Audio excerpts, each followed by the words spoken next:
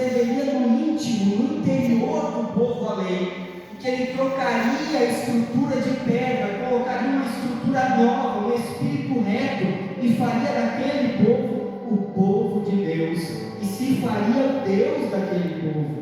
O que basicamente Jeremias está dizendo é: vai chegar um momento em que Deus não vai estar mais distante, mas vai estar tão próximo que Ele vai morar, habitar dentro de nós, e nós vamos ver a sua glória, nós vamos ver a sua revelação de uma forma tão profunda que quando nós dobrarmos os nossos joelhos, nós vamos sentir a sua presença, não distante, mas em todo o tempo, aonde você for, na rua, no serviço, em casa, na família, Deus vai estar se manifestando no nosso meio através da sua presença. E aí, continuando, Jesus está alicerçando o povo, é a lei sendo revelada no monte. Ezequiel, capítulo de número 36, vai dizer que ele tiraria o coração de pedra e nos daria um coração de carne. O que ele está dizendo é: ele vai trocar aquilo que é duro, aquilo que é distante, por algo novo. Ele continua dizendo que a partir deste momento ele seria o Deus daquele povo, a revelação viva, o próprio Deus, a própria palavra descendo no monte, se apresentando para aquele povo. Interessante é que o povo escutou a palavra de Deus, o povo escutou a palavra de Jesus e entendeu. E a Bíblia vai dizer no texto que lemos aqui, capítulo de número 8, que Jesus está descendo do monte. Jesus sobe ao monte para alcançar mais pessoas, prega a palavra, a estrutura, se aproveita da multidão que vinha para buscar milagres e diz: agora é o momento de ouvir a palavra. Porque Jesus sempre vai achar subterfúgio para fixar a palavra no coração dos pecadores. Jesus sempre vai achar refúgio no nosso coração através da palavra. Os milagres são apenas um subterfúgio que Deus nos acha para nos chamar para Ele, mas o que nos sustenta, que nos alimenta é a palavra. Ele até pode curar, mas uma cura pode ser algo passageiro na sua vida. Porém, a palavra, a Bíblia diz que de eternidade em eternidade Ele é Deus. Então é ela que nos alimenta, é ela que nos sustenta, que traz substância para a nossa alma. E a Bíblia vai dizer que Jesus então está descendo do monte. E o texto continua dizendo: e a multidão segue Jesus. Olha que interessante. A multidão ouviu a palavra de Deus no monte. E agora, quando Jesus desce do monte, ele vai basicamente, geograficamente, ir para uma região de vale. E todos nós sabemos que monte na Bíblia é sinal de amplitude, de porta aberta, é sinal de que as coisas estão dando certo. Monte é sinal de que você tem um bom emprego, um bom salário, é sinal de que você está por cima.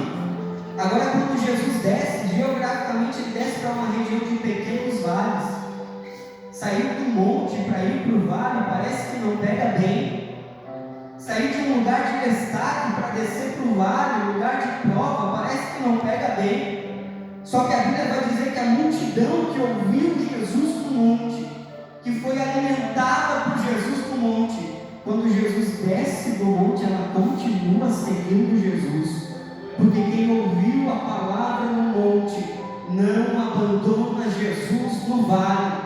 Quem foi alimentado pela palavra no momento das portas abertas, quando as portas se fecham, ele continua adorando Jesus, dizendo: eu sei em quem eu tenho crido. Pode se fechar as portas, pode vir o vento, pode vir a tempestade, mas a minha casa permanece firmada e alicerçada nesse Deus Todo-Poderoso. Jesus desce do monte, a multidão continua seguindo Jesus. Jesus vai ir para o vale. É interessante que muita gente serve a Jesus no momento das portas abertas, mas quando vem a prova, parece que diz assim: eu acho que não é para mim esse negócio de evangelho, de palavra de Deus, está dando tudo errado, está dando tudo, as portas que estavam abertas se fecharam, a enfermidade chegou. É o tipo de gente que adora Deus no monte, mas quando ele desce para o vale para provar a fé, ele se distancia de Deus. Só que eu quero te dizer que ainda que seja no vale, Jesus está indo na nossa frente. Ainda que seja no momento de dor, mas você chega em um culto como esse, dobra o seu joelho e glória dele desce sobre a tua vida. Não por causa de homens, não por causa de igreja, de pregador, não, mas porque ele prometeu que seria e estaria conosco todos os dias, até a consumação dos séculos. É Deus entre os homens, é a palavra revelada. E quando Jesus estava passando pelo vale, a Bíblia vai dizer, capítulo de número 8, versículo de número 2, que um leproso se aproxima de Jesus. E quando nós olhamos para a palavra leproso na Bíblia, quando nós olhamos para o significado de lepra, todos nós cristãos já temos até uma repulsa, já damos um passo para trás. Quando fala de lepra, fala de alguém que foi excluído, de alguém que representa de certa forma um perigo para a sociedade. Só que a Bíblia vai dizer que o leproso clama a Jesus, e Jesus vai e toca no leproso. Quando Jesus toca no leproso, basicamente ele está quebrando diversos padrões morais, padrões religiosos, padrões sociais da época, para mostrar que quando ele chega, ele muda a história.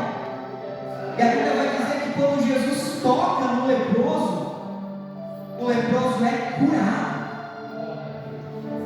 Não, você não entendeu, é alguém leproso. Jesus era basicamente a representação de um sacerdote. Não poderia tocar em alguém leproso. No Antigo Testamento, a lepra era tida como altamente contagiosa.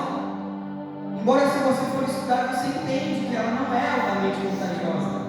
A gente ouviu-se propaganda dentro da igreja, os pregadores, por muito tempo, dizendo que a lepra é altamente contagiosa. Mas estudando sobre a lepra no meu quarto, eu cheguei a chorar, pastor, porque eu descobri que ela não é altamente contagiosa. Eu descobri algumas outras coisas que eu quero compartilhar com você rapidamente aqui. Eu descobri também que a lepra, ela basicamente não era iminente, não era a maioria das doenças. Muitas doenças que eram constatadas como lepras na época sequer eram lepra. Era apenas uma ferida, era apenas uma lesão. Então nós temos aqui alguém que foi excluído porque foi constatado na vida dele que ele era leproso. Só que se a gente pegar a história, se a gente pegar a medicina, a gente entende que a lepra não é altamente contagiosa, e eles tinham medo sequer de tocar no leproso, porque diziam: se eu tocar no leproso, eu estarei impuro. Só que o que me chama a atenção, a lepra era contagiosa, mas não altamente contagiosa, como se fala.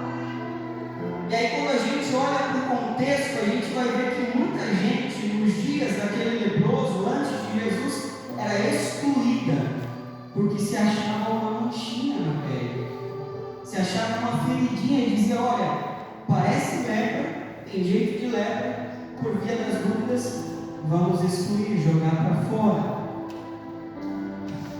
Talvez alguém olhasse e dissesse assim: mas talvez pode ser curado, pode ser que haja uma cura, pode ser que seja só uma ferida, uma lesão externa. Mas dizia: por via das dúvidas, vamos excluir, porque representa um perigo para a gente. A lei dizia isso, que no lugar de acolher, no lugar de tentar curar, de trazer um remédio, de esperar o tempo, automaticamente se excluía. E qual o grande problema disso? É que depois de um período, a ferida não sarava, se colocava aquele homem juntamente com os outros que eram leprosos. E eu estou dizendo que em muitos casos não era lepra, era uma lesão na pele.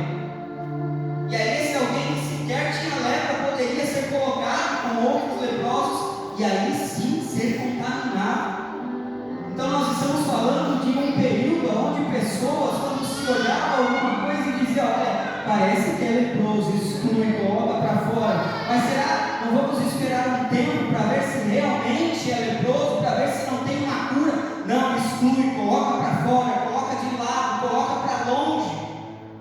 E aí colocava-se aquela pessoa junto com outros leprosos, e muitos ali sim adquiriam lepras e morriam. Então nós estamos falando de uma cultura diferente. Eu descobri também que a lepra, em muitos casos, ela demora de 2 até 7 anos para se manifestar. E nos dias de Jesus era muito comum não só o leproso se apresentar para ver se tinha lepra, como alguém denunciar, alguém dizendo: olha, Eu acho que você